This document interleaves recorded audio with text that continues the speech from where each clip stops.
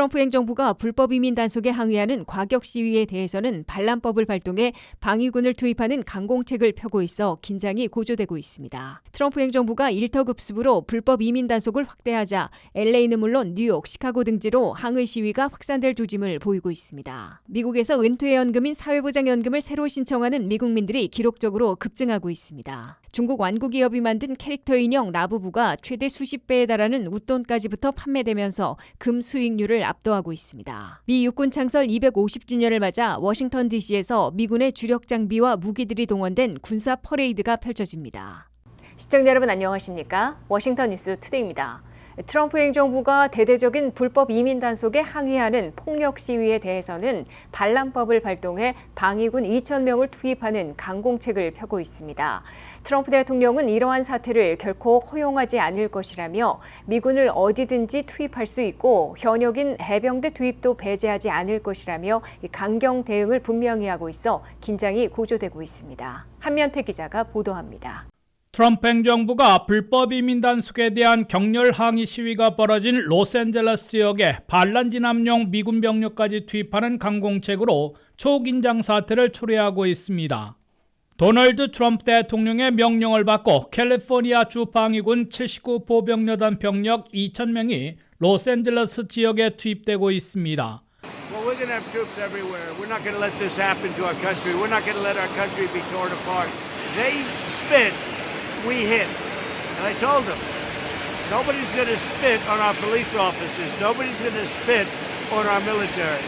트럼프 대통령은 로스앤젤레스 지역에서 불법 이민 단속에 강력 항의하는 격렬 시위가 연이틀 벌어지자 반란법까지 발동해 주지사의 동의 없이도 대통령이 직접 국가방위군 2,000명의 투입을 지시했습니다. 트럼프 대통령이 민주당 소속 개빈 뉴섬 캘리포니아 주지사의 동의 없이 방위군을 투입한 것은 1965년 린든 B 존슨 대통령이 민권법 대규모 시위를 막기 위해 엘라바마에 군병력을 투입했던 이래 60년 만에 처음입니다. 대통령 명령을 받은 캘리포니아 주 방위군 79보병여단 전투팀은 1차 병력 300명이 일요일에 중무장한 채 전투 차량을 타고 연방 디텐션 센터 등 세 곳에 배치돼 연방 이민 단속 요원들을 업무하기 시작했습니다. 피트 헥세스 국방장관은 국가방위군 투입 이외에도 부근에 주둔하고 있는 현역 미군인 해병대 병력에도 출동 대기령을 내린 것으로 경고했습니다. LA에서 초긴장 사태를 초래한 것은 부진한 불법 체류자 체포 추방 작전에 탄력을 가하기 위해 백악관과 국토안보부가 일선 지휘관을 경질하고 기존의 3배인 하루 3,000명씩 체포하라는 사실상의 쿼터까지 설정한 후 미 전역에서 대대적인 일터급습, 법원 체포 등을 펼치고 나서 빚어졌습니다. 일하는 불법 취업 노동자들을 이틀 동안 100여 명 체포하는 등 일터급습이 본격화되자 세이오 서비스업종 노동자 국제노조를 중심으로 격하게 반발하는 시위가 벌어지면서 연방 단속요원들과 충돌했습니다. 아이스, 이민세관 집행국 등의 연방 단속요원들은 중무장한 채 한 건물에서 쏟아져 나와 수백 명의 시위대를 향해 섬광탄과 고무탄, 체류탄을 발사했습니다. 시위대가 불법 체류자들을 수감하고 있는 연방 디센턴 센터로 몰려들자 연방 요원들과 지역경찰 등이 강제 해산에 나섰고 일부 시위대가 경찰차에 돌이나 계란을 투척하는 등 격화됐습니다. 트럼프 대통령의 항의 시위를 반란 행위로 보고 60년 만에 처음으로 군병력까지 투입한 데 대해 개빈 뉴섬 캘리포니아 주지사 등 민주당 진영에서는 고의로 불길에 기름을 붓고 위기를 조장하려는 행위라고 맹비난하고 법적 대응에 나설 채비를 하고 있습니다. WKTV 뉴스 한면택입니다. 트럼프 행정부가 일터급습으로 불법 이민 단속을 확대하자 LA는 물론 뉴욕, 시카고 등지로 항의 시위가 번지면서 곳곳에서 충돌에 군 투입이 확대되는 것은 아닌지에 대한 우려가 나오고 있습니다. 성조기와 로봇 택시 등을 태우는 과격 행동이 자제되지 않으면 트럼프 행정부의 국가방위군 투입이 현역 증파로 확산될 수 있고 계엄령까지 나올 수 있다는 예측이 나오고 있습니다. 트럼프 2기 행정부의 초강경 이민 정책을 비롯한 핵심 정책 추진이 중대 기로에 서고 있습니다. 적절한 통제로 격렬 시위를 완화시키고 핵심 정책들을 지속 추진할 수 있을지 지나친 무리수로 격렬 시위에 기름을 붓고 더 큰 소요와 법적 정치적 전면전으로 비화될지 갈림길에 직면하고 있습니다. 도널드 트럼프 대통령은 주지사의 요청이나 동의 없이 로스앤젤레스 지역의 캘리포니아 방위군 병력 2,000명을 투입기로 결정하고 1차 300명을 LA 다운타운 세 곳에 배치했습니다. LA 지역에 배치된 주 방위군 병력들은 항위 시위대와 직접 부딪혀 충돌하는 사태는 피하고 있는 것으로 보입니다. 민주당 소속 개빈 뉴섬 캘리포니아 주지사는 공화당 소속 도널드 트럼프 대통령에게 항의 시위대를 캘리포니아 사법당국으로 충분히 통제할 수 있는 만큼 동의 없는 주방위군 LA 배치를 취소하고 원대 복귀시키라고 요구했습니다. 개빈 뉴섬 캘리포니아 주지사는 우려할 만한 소요가 없는데도 주지사 요청이나 동의 없이 대통령이 주방위군 병력을 일방 배치한 것은 불법이라며 소송을 제기했습니다. 개빈 뉴섬 주지사와 캐런 베스 LA 시장, 캘리포니아를 대표하는 애담 시프 연방 상원의원 등은 트럼프 대통령이 항의 시위를 빌미로 삼아 일방적인 방위군 투입으로 위기를 만들어내고 있으며 계엄령을 선포하려는 것은 아닌지 의심된다고 경고하고 있습니다. 그러나 트럼프 행정부의 최고 지도부는 아직 물러설 조짐을 보이지 않고 있을 뿐만 아니라 미 해병대 등 현역 미군 병력의 투입까지 배제하지 않고 있습니다. LA 항의 시위가 산발적으로 바뀐 대신에 뉴욕과 시카고 등 다른 대도시 10여 곳에서도 트럼프 행정부의 일터급습과 같은 강력한 이민 단속에 항의하는 시위로 번져 긴장 사태가 확산되고 있습니다. LA 지역 시위에서 일부가 보여준 성적이와 구글이 운영하는 로봇 택시 여러 대를 불태우는 등의 과격 행동이 계속될 경우 지역 사법당국이 통제하지 못해 연방이 군 투입으로 대응한다는 빌미를 제공하게 될 것으로 지적되고 있습니다. 민주당 아성, 피난처 지역들에서 노조들까지 가세해 과격 시위로 불법 이민 단속을 막으려 할 경우 트럼프 행정부는 국가방위군에 이어 현역 미군까지 투입하고 지역 정치 지도자들을 줄줄이 체포하는 강수를 들 것으로 우려되고 있습니다. 공화당 출신 대통령이 민주당 출신 주지사나 시장 등을 체포한다면 걷잡을 수 없이 사태가 악화돼 내전 양상으로 치닫게 될 것으로 경고되고 있습니다. WKTV 뉴스 한면택입니다. 미국에서 사회보장연금을 신청하는 미국민들이 대폭 증가해 신기록을 세우고 있는 것으로 나타났습니다. 올 들어 5월까지 180만 명이 신규 신청해 전년도보다 17% 급등했으며 현 회계연도 전체에는 400만 명을 돌파해 신기록을 세우고 있습니다. 미국에서 은퇴연금인 사회보장연금을 새로 신청하는 미국민들이 기록적으로 급증하고 있습니다. 현재 사회보장연금을 받고 있는 미국민들은 주로 은퇴자들 7천만 명을 넘기고 있습니다. 사회보장국에 따르면 올 들어 5월까지 사회보장연금을 신규 신청한 사람들은 180만 명으로 전년도 같은 기간에 비해 17%나 급증했습니다. 지난해 10월 시작된 현 회계연도 전체에는 사회보장연금 신청자들이 400만 명을 넘어 신기록을 세우고 있습니다. 2024 회계연도 한 해에는 340만 명이 신청한 바 있어 올 회계연도에는 전년보다 52만 5천 명, 15%나 급증하게 될 것으로 계산되고 있습니다. 사회보장연금 신청자들이 기록적으로 급증하고 있는 배경에는 연금을 탈 수 있는 은퇴자들이 7천만 명이 넘는 베이비붐 세대들이어서 자연스럽게 대폭 늘고 있는 것으로 해석됩니다. 이와 함께 트럼프 정책 변화로 경제적 불안감을 느끼는 미국민들이 62세부터 조기에 신청하고 있기 때문으로 분석됩니다. 62세부터 사회보장연금을 타려고 조기 신청하면 정상 연령인 67세에 타는 연금액보다 30%나 적게 받게 됩니다. 67세에 사회보장연금을 받아야 100% 연금액을 수령하게 됩니다. 70세부터 사회보장연금을 받으면 매년 8%씩 24%를 더 받게 됩니다.